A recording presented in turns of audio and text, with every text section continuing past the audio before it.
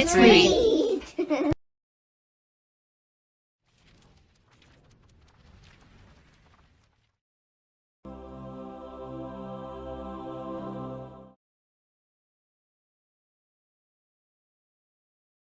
Chapter 10. Dragging along and thinking of all the dreadful things that had happened, John had walked about halfway home when he heard the cheery voice of his father. "Hello, hello," called Mr. Midas, crossing over from the other side of the street. He was on his way home from the station. "You left the party rather early, didn't you?" "What?" Mr. Midas had just seen the patches and streaks of chocolate that were drying on John's face and on his clothes. "Good gracious," he said. "No wonder you left the party early. How did that happen?" John burst into tears. It had all been so awful, but now he could tell his father about his terrible day. He stopped crying and only sniffed a little now and then as he told the whole story, about taking the coin to the candy store, about buying the box that had turned out to have only one chocolate in it, about the toothpaste, about breakfast, the gloves, the silver dollar, the pencil, the lunch, the trumpet, and finally the apple ducking water. "You mean to tell me they really all turned to chocolate?" Mr. Midas asked. "You're sure you didn't imagine some of this?"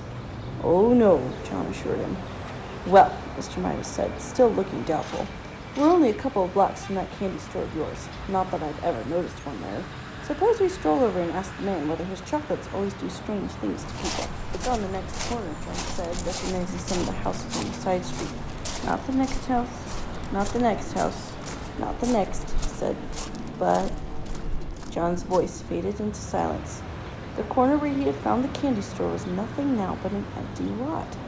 Flat, open ground littered with a pile of rusty tin cans and broken bottles around a splintery old sign saying, "For sale." Said Mr. Midas, frowning anxiously at John. "I think we'd better pay a visit to Dr. Cranium before we go home." "That's where the store was, though," John protested, beginning to cry again. He had shed more tears in that one day, it seemed, and certainly eaten more chocolate than in all the other days of his life put together. "I know it was." Dr. Cranium was a busy man. As luck would have it, however, he was able to see Mr. Midas and John almost at once. Well, said Dr. Cranium. "And how are we getting along now, John? Have we cut down on our candy, eh?" "How do you do?" John responded dully. "Apparently he's had a bad day, Dr. Cranium," Mr. Midas said. "Trouble at school, you know, and a little accident at a birthday party. What I'm worried about is that he keeps saying that everything he puts into his mouth turns to chocolate." "No more than a nursery fantasy, I'm sure," Dr. Cranium said to Mr. Midas. "Well, John," he went on, looking down with a smile, "suppose you tell me in your own words what the matter seems to be." "Everything I put into my mouth turns to chocolate," John explained. "Everything I eat and everything I drink changes into chocolate. I'm thirsty and I'm getting a pain. A bad one, I think." Dr. Cranium sighed patiently and invited John to open his mouth and say, "Ah." "Ah," John said.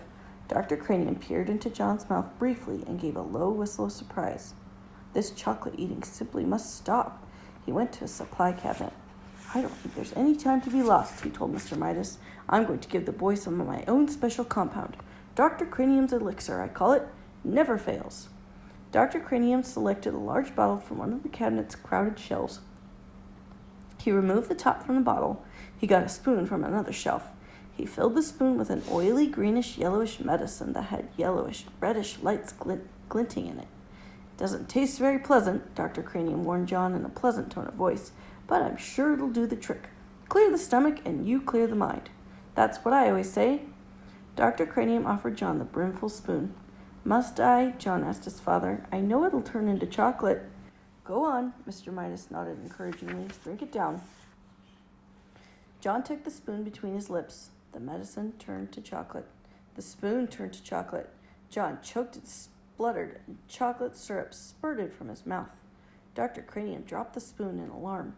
When it struck the white tiled floor, the chocolate handle snapped into several pieces. "Mercy," said Dr. Cranium. "I've never seen anything like it. The whole boy's system seems to be so chocolified that it chocolifies everything it touches." After he had recovered somewhat, the doctor went on.